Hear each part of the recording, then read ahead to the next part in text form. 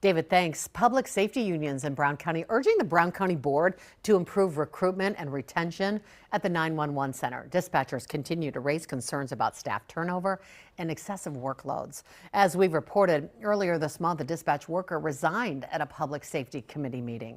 One board member telling Action 2 News he hopes this letter helps expand the discussion. If you look at the organizations, it lends credibility to what the employees have been saying.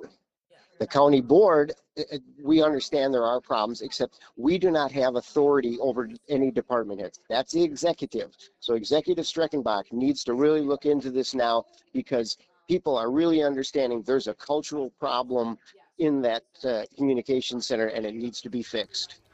The county's public safety communications director did respond to the letter in a statement to Action 2 News. It reads in part, quote, previously the county increased 911 operator wages and hired a consultant to review operations and make best practice recommendations to the county currently continues to implement. While changes to governmental functions such as those recommended as best practices by the consultant are often opposed, these changes are necessary to ensure the safety of citizens, officers, and first responders.